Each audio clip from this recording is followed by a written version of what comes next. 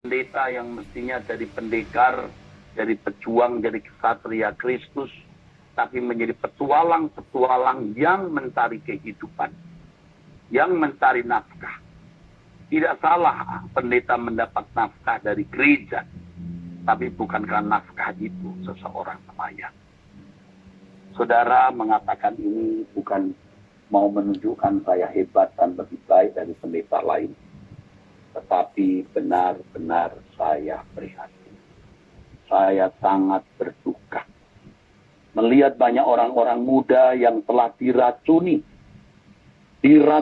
oleh dunia dengan atau melalui berbagai media, terutama gadget, yang lebih memuat hal-hal yang sebenarnya tidak mengarahkan manusia dan khususnya orang-orang muda kepada kerajaan Allah. Ini menyedihkan sekali, saudara.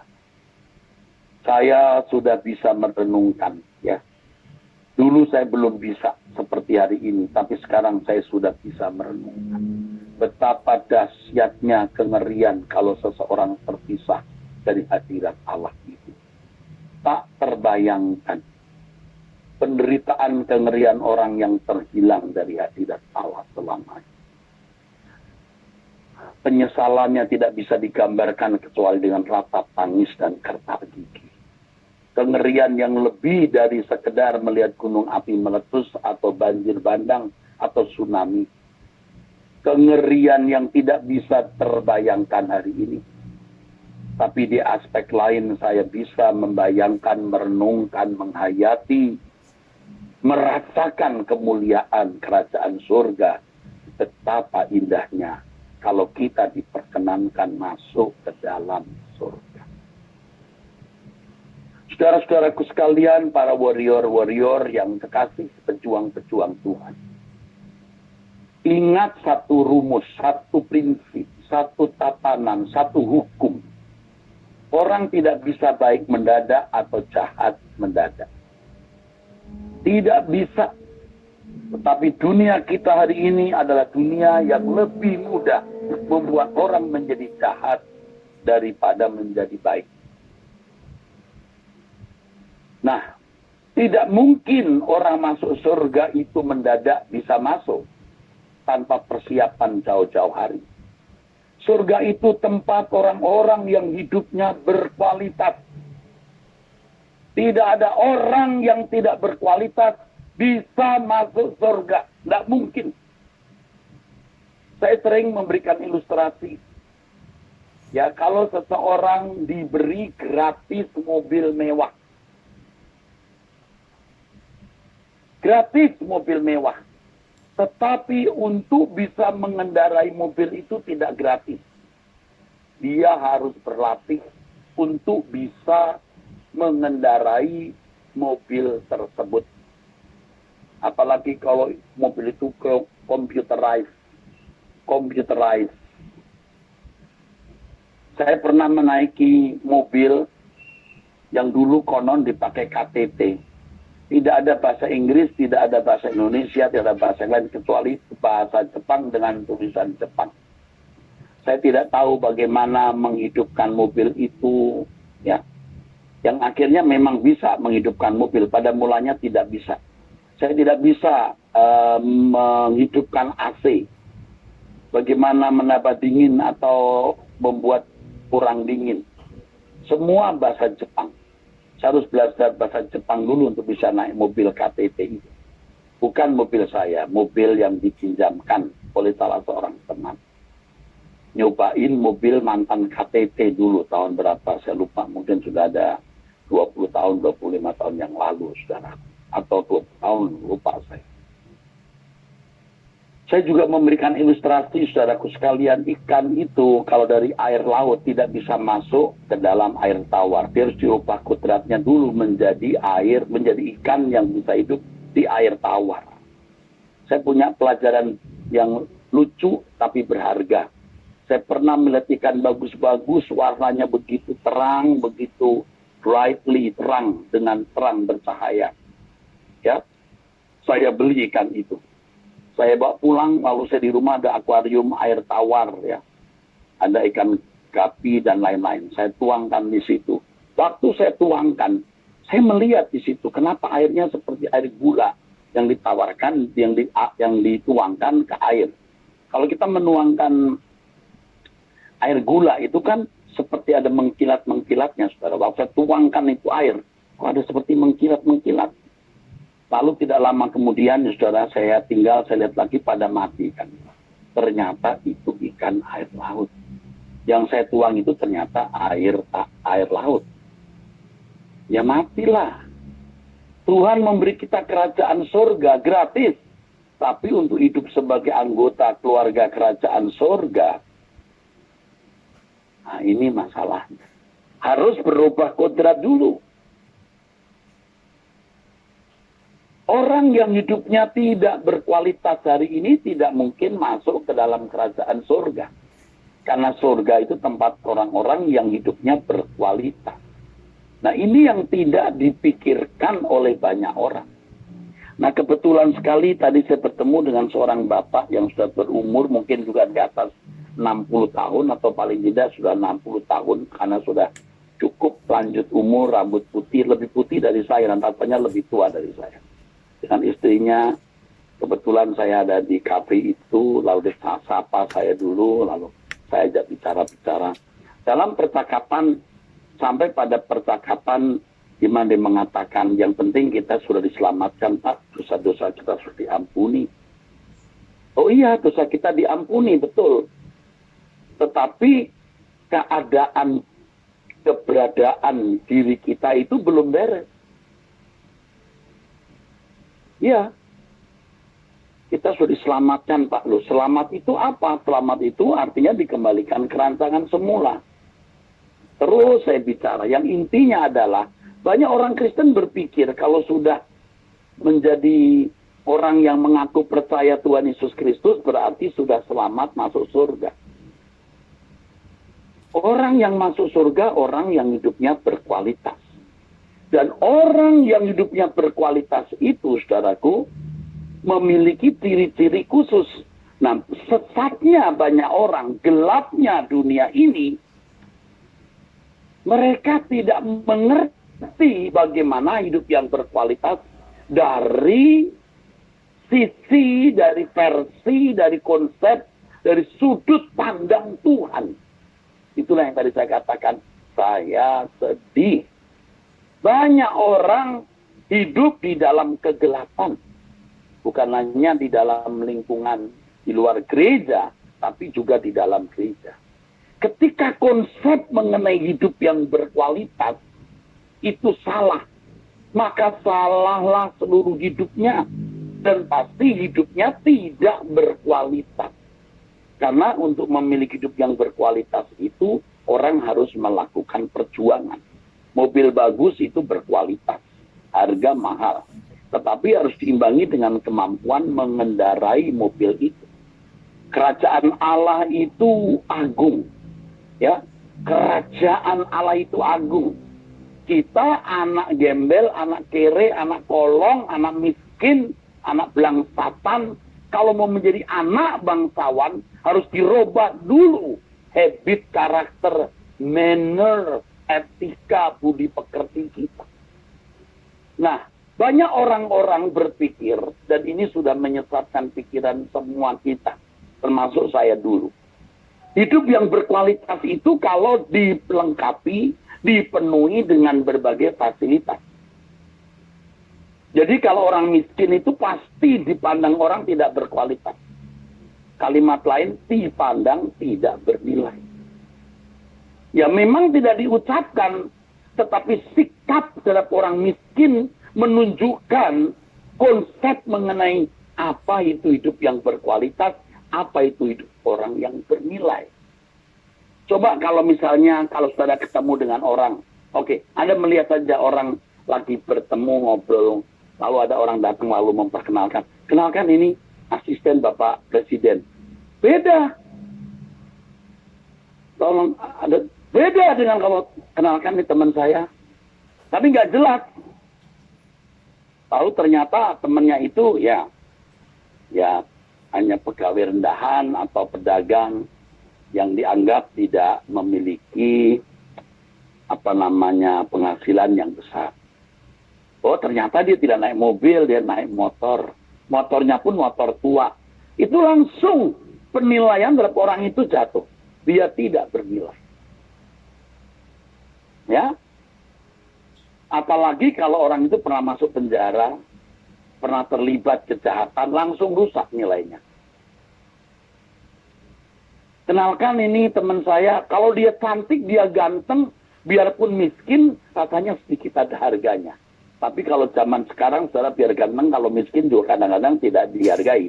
Karena orang mengukur kualitas hidup, orang mengukur nilai hidup, orang menghargai seseorang dari kekayaan. Atau dari pangkat. Kenalkan ini teman saya, Bapak Profesor Dr. Anu. Profesor lo, doktor lo, beda. Kenalkan ini ponakan dari Bapak Presiden. Waduh, ponakan lagi sudah luar biasa, saudara, kalau ponakan ya. Ya, begitu, ada nilai, ada nilai. Nah, manusia mengukur kualitas hidup itu dari ukuran yang sementara tersebut. Maka Alkitab mengatakan jangan pandang rupa. Dan dalam 1 Petrus pasal 1 ayat 17, Alkitab mengatakan Allah tidak pandang muka. Saudaraku sekalian, kita melihat bagaimana orang menilai orang lain, saudaraku. Betul. Di kalangan para milenial kalau lagi kumpul-kumpul, Anda kelihatan pakai pakaian norak aja, sudah tidak bernilai. Kumuh. Tidak bernilai. Ya memang sekarang ada pakaian sengaja dikumuhkan ya, disobek-sobek gitu. Tapi orang tahu ini sobek-sobek begini nggak sembarangan ini sobek-sobek yang mahal. Kalau sobek beneran ini, itu baru murahannya. Kalau sobek beneran, ini kelihatan bolongnya sobek beneran. Tapi kalau sobek sengaja, ya didesain sobek-sobek itu berharga ya. Tapi kalau sobeknya sobek beneran, kumuh beneran, orang juga bisa tahu ini kumuh beneran ini. Tidak bernilai.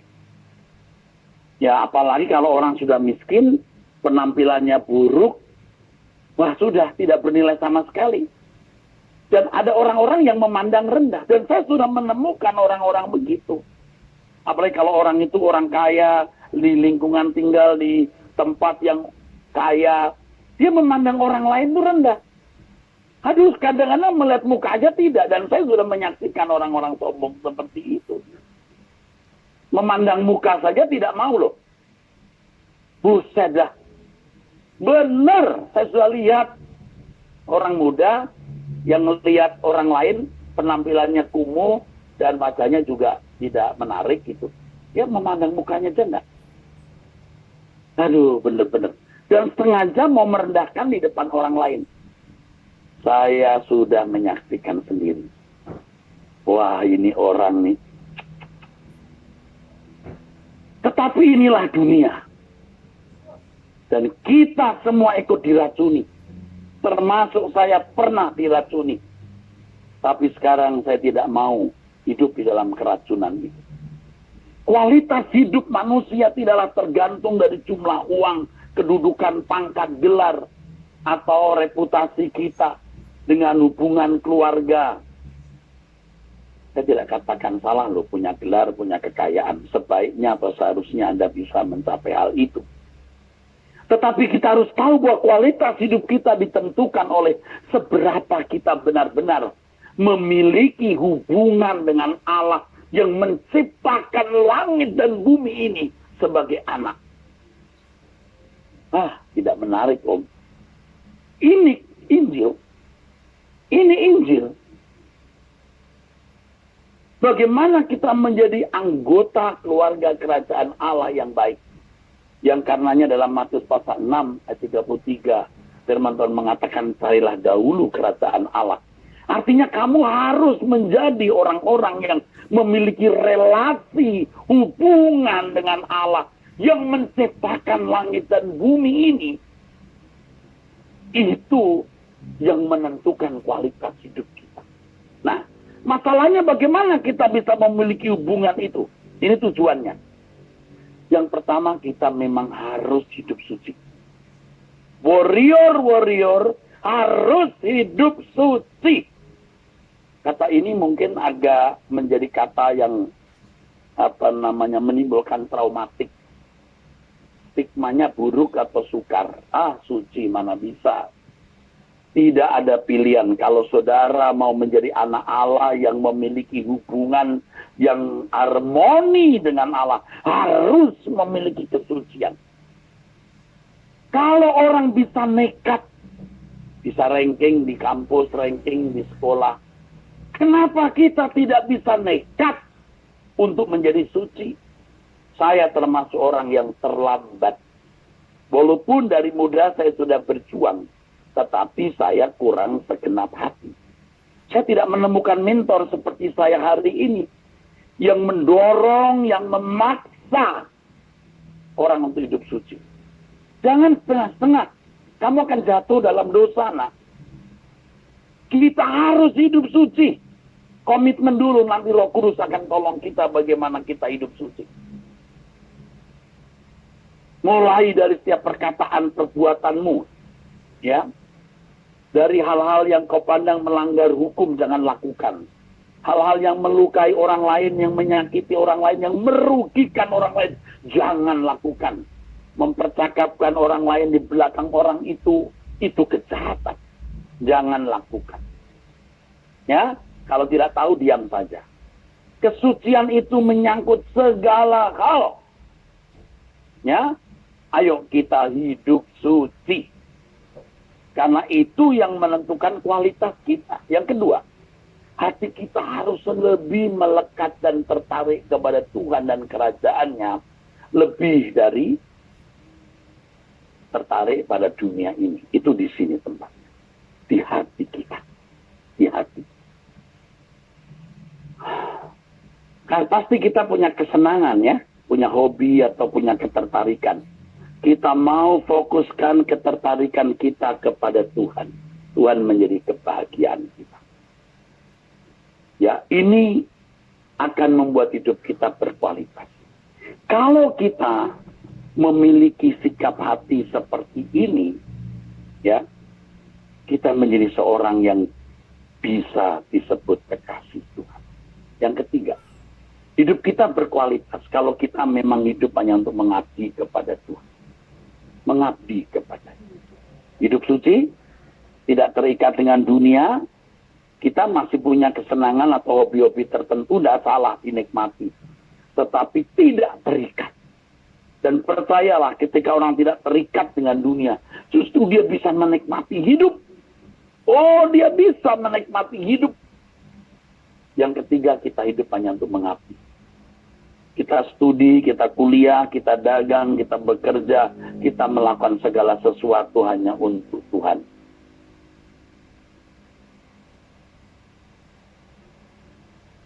Mau mengabdi kepada Tuhan. Saya tahu di antara kalian pasti orang-orang yang sekarang sedang sulit. Pasti ada yang sedang sulit kuliah, sulit ke sekolah, ekonomi orang tua berantakan, orang tua yang cerai, dan lain sebagainya. Itu tidak akan menghalangi kamu menjadi orang-orang sukses di mata Tuhan. Itu tidak menghalangi kamu untuk bisa hidup suci. Tidak menghalangi kamu untuk terikat dengan Tuhan. Yang ketiga, tidak menghalangi kamu mengabdi kepada Tuhan. Dulu waktu saya masih muda ya, lagu ini cukup terkenal. Sekarang sudah jarang kita dengar lagu ini ya. Hanya ini Tuhan persembahanku, segenap hidupku, jiwa dan ragaku, Bapakku miliki harta kekayaan yang cukup berarti untuk ku persembahkan. Hanya ini Tuhan permohonanku, terimalah Tuhan persembahanku, pakailah hidupku sebagai alatmu seumur hidupku. Ketika saya melayani pekerjaan Tuhan masih muda, saya bukan orang miskin sebenarnya, tapi sangat miskin. Saya sering menyaksikan bagaimana saya hanya numpang bus, tidak bisa bayar. Saya jadi ketua pemuda begitu susah. Saya dagang, saya jualan macam-macam, saudaraku. Sampai dagang bandeng juga. Pokoknya saya tidak malu. Saya sekolah, kuliah, di kampus saya bau amis. Temanku bilang gini, kamu kok amis ya baunya? Ya. Karena saya membelah bandeng dulu waktu bangun jam 4. Yang membelek bandeng, lalu kita masak bandeng, lalu bandengnya saya kirim ke itu ada catering gitu, saudara. Lalu wah, pokoknya saya berjuang untuk pekerjaan Tuhan, saudara. Sampai saya kemudian pacaran dengan mamanya Stephen. 8 tahun pacaran, tidak bisa menikah. Karena emang nggak punya duit. Bener-bener. Dari muda saya berjuang. Saya masih ingat waktu itu saya dapat uang transport hanya 20.000 untuk beli lauk. Berasnya ada di gereja, masak sendiri 20.000 untuk beli lauk. 20.000 itu, saudaraku, sering saya gunakan untuk pelayanan. Anak-anak remaja yang tidak punya sepatu, sekolah saya belikan sepatu, saya buat beli hadiah. Aduh, dari dulu memang, ya bukan mau bangga diri ya, saya memang murah hati. Ya itu memang karena gen saya dari orang tua begitu ya, tidak boleh dibanggakan. Tapi yang saya mau beritahu, saya miskin. Saya sangat susah. Saya tidak tahu hari esok saya jadi apa. Maka lagu ini pada waktu saya masih muda sudah nyanyi lagu ini. Kalau nyanyi lagu ini saya sering menangis. Hanya ini Tuhan permohonanku. Terimalah Tuhan persembahanku. Pakailah hidupku sebagai alatmu seumur hidupku. Saya menjadi guru sekolah minggu. Saya tidak bisa memberikan hadiah karena uang saya tidak cukup. Saya membuat ucapan selamat dari ulang tahun, dari kertas krep berwarna-warni, saya gunting, saya berikan. Saya melewati hari-hari sulit. Jadi kalau soal kemiskinan, saya sudah melewati tahun-tahun penuh kemiskinan.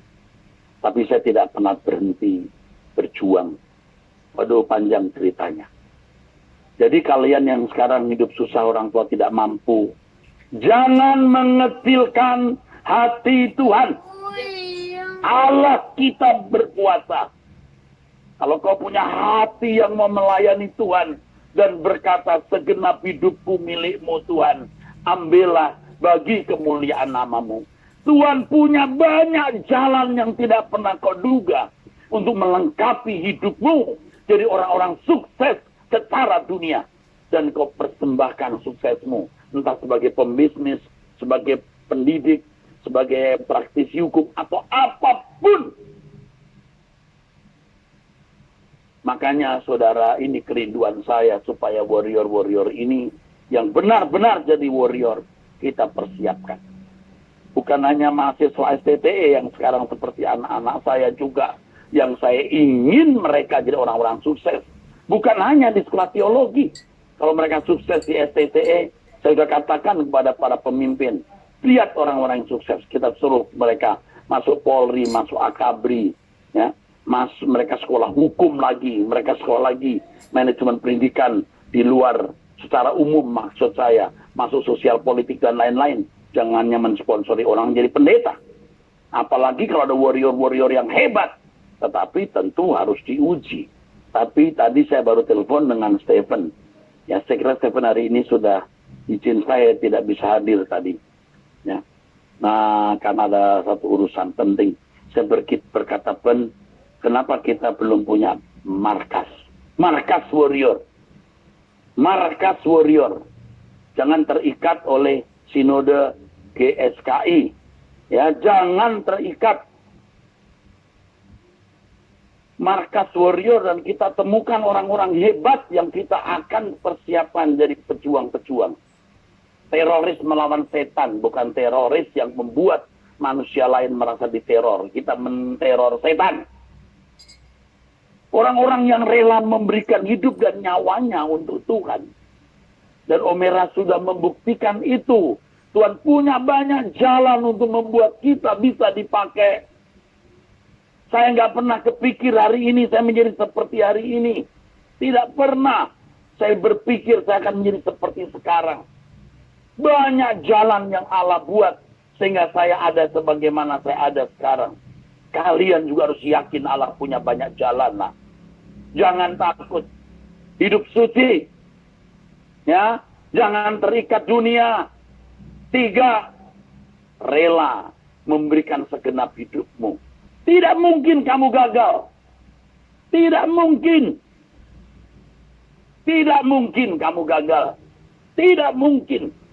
Kalau kita percaya Allah yang menciptakan langit dan bumi adalah Allah yang kita layani, maka Allah yang hidup itu akan membuat kita berhasil. Berhasil, sukses untuk Tuhan. Pasti tidak mungkin, ya. Jangan kita nyanyi asal nyanyi. Kalau kita nyanyi dari dasar hati yang tulus. Dulu waktu saya masih muda dalam keadaan yang serba susah. Tapi kalau sudah menyanyi, ku melayani Yesus.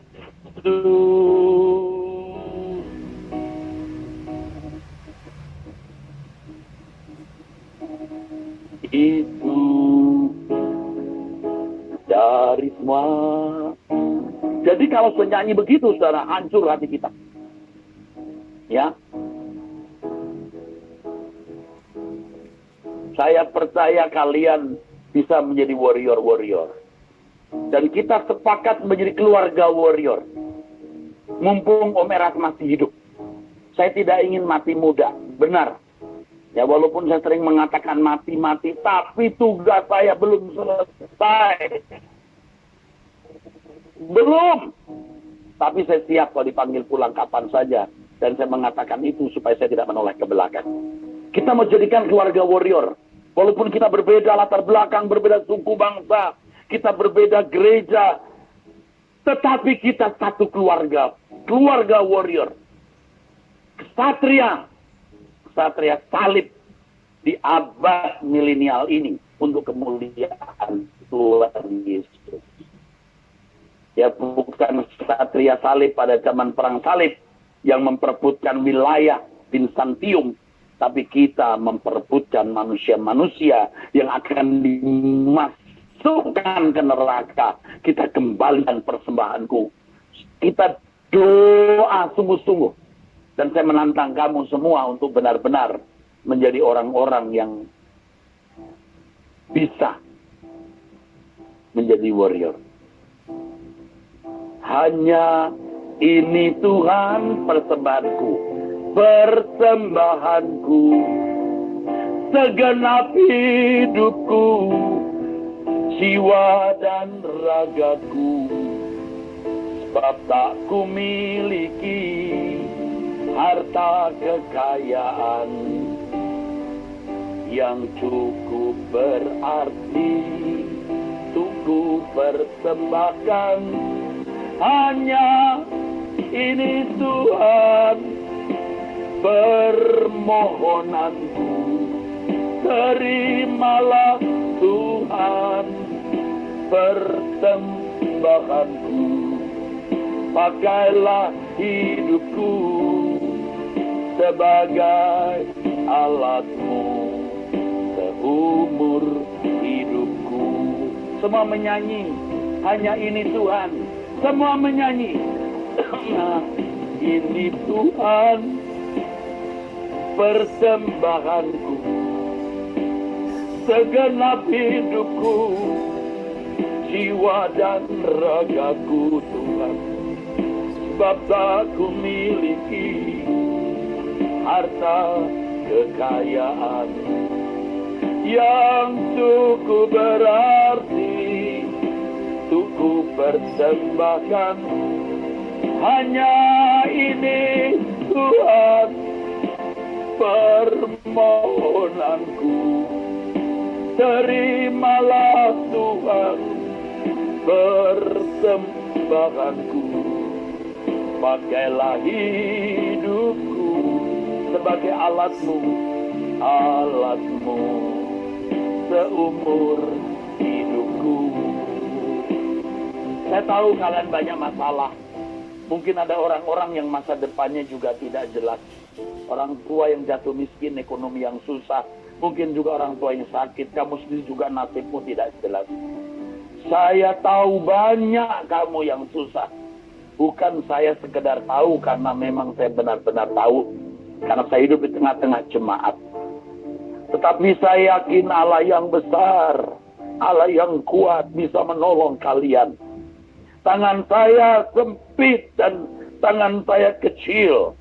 Tetapi saya bisa berdoa kepada Allah Bapa yang tangannya kuat menolong kamu. Asal kamu bersedia jadi warrior. Menjadi orang yang hidupmu berkualitas. Dan kualitas hidupmu di bumi akan kau lanjutkan di surga. Di surganya orang-orang kudus. Di surganya orang-orang yang hatinya terikat dengan Allah. Di surganya orang-orang yang mengabdi kepada Allah. Itu hidup yang berkualitas. Pria atau wanita, tinggi, pendidikanmu atau rendah. Dari latar belakang apapun engkau. Penampilanmu buruk atau tidak di mata manusia, tidak masalah. Kaya atau miskin engkau, tidak masalah. Yang penting hatimu sungguh-sungguh rela. Untuk hidup berkualitas dan belajar berkualitas. Melalui ruangan The Warrior Project ini. Kalian kalau mau sungguh-sungguh menyerahkan diri. Menjadi warrior-warrior. Kita membangun keluarga warrior. Pasukan warrior. Kelompok warrior. Mari angkat tanganmu. Angkat tanganmu. Kamu yang mau berjanji. Menjadi warrior-warrior bagi Tuhan. Angkat tanganmu. Angkat tanganmu kepada Tuhan. Katakan, Tuhan, beri aku untuk bisa menjadi warriormu. Aku tidak tahu masa depanku, tapi aku menyerahkan hidupku untuk mengabdi kepadamu. Seperti hambamu, anakmu Erastus, Om Eras. Aku mau, Tuhan. Tolong aku, Tuhan. Pakai aku, Tuhan. Ajar aku, Tuhan. Saudara, angkat tanganmu. Angkat tanganmu. Hanya ini, Tuhan, persembahanku, segenap hidupku, jiwa dan ragaku, sebab tak ku miliki harta kekayaan yang cukup berarti untuk ku persembahkan. Hanya ini, Tuhan, permohonanku. Terimalah, Tuhan, persembahanku. Bapa di surga, pakailah hidupku sebagai alatmu seumur hidupku. Mari, siapa yang telah menyerahkan diri, turunkan tanganmu, taruh di dada. Masing-masing berdoa. Saya menyanyi sendiri. Saya nyanyikan lagu ini sendiri. Sementara saya menyanyi, kalian berdoa. Katakan, Tuhan, aku tidak punya apa-apa. Aku tidak punya siapa-siapa. Tetapi aku memiliki Engkau. Engkau yang mengasihi aku. Engkau yang bisa memakai aku menjadi sukses bagi kemuliaan Engkau. Tuhan, ini aku di sini. Taruh tangan di dadamu. Berdoa. Saya berdoa untuk kalian. Supaya kalian dipakai Tuhan. Taruh tanganmu di dada dan berdoa. Allah yang hidup, Tuhan yang berkuasa pasti menolong kalian. Hanya ini, Tuhan. Saya menyanyi sendiri. Kalian berdoa. Hanya ini, Tuhan, permohonanku. Terimalah, Tuhan, persembahanku. Pakailah hidupku sebagai alatmu seumur hidupku. Hanya ini Tuhan permohonanku. Hanya ini Tuhan permohonanku. Terimalah Tuhan persembahanku. Pakailah hidupku Lord sebagai alatmu seumur hidupku. Angkat tangan lagi, dua-dua diangkat, nyanyikan bersama saya. Hanya ini Tuhan permohonanku, permohonanku. Terimalah Tuhan persembahanku. Pakailah hidupku sebagai alatmu seumur hidupku. Hanya ini Tuhan, hanya ini Tuhan permohonanku, permohonanku. Terima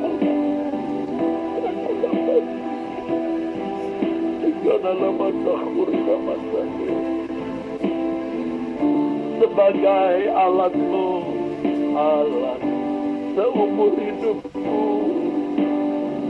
Pakailah hidupku sebagai alatmu.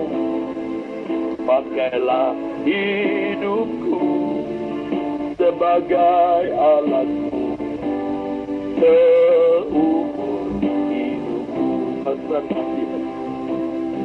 Haleluya, haleluya. Bapa, aku tidak bisa menyentuh kepala mereka satu persatu untuk mendoakan mereka. Tetapi aku minta tanganmu terulur menjamah setiap orang-orang muda yang berdoa ini. Aku tidak melihat wajah mereka semua ya Tuhan. Tetapi suatu hari aku akan melihat mereka di dalam kerajaan-Mu sebagai perwira-perwira tinggi-Mu. Mereka yang sungguh-sungguh berkomitmen untuk menjadi alat di dalam tangan-Mu. Engkau berkati Allah Israel, Engkau rahmati. Biar kami menjadi keluarga warrior, Bapa. Walaupun kami berasal dari berbagai suku, tempat, dan latar belakang, tetapi kami menjadi keluarga besar. Bapa, betapa luar biasa kalau suatu hari tidak ada COVID seperti hari ini. Kami bisa retreat, kami bisa bertemu dalam satu kebaktian. Oh Lord Jesus, help us. Bapa, persiapkan kami menjadi warrior-warrior yang benar-benar Engkau pakai. Oh Lord Jesus, haleluya, haleluya. Bapa, berkati semua anak-anak muda ini. Berkati mereka. Engkau jadikan mereka orang-orang yang mencintai Engkau sungguh-sungguh. Lindungi aku, Bapa. Ku tak dapat jalan sendiri, ya Bapa. Kau perlindunganku, perlindunganku. Lindungi aku, Bapa. Lindungi aku, Bapa. Ku tak dapat jalan sendiri, ya Bapa. Kau perlindunganku, perlindunganku. Pegang tanganku, pegang pegang tanganku, pegang tanganku, lindungi aku, lindungi aku, sampai di rumahmu. Pegang tanganku, semua nyanyikan. Pegang tanganku, pegang tanganku, pegang tanganku,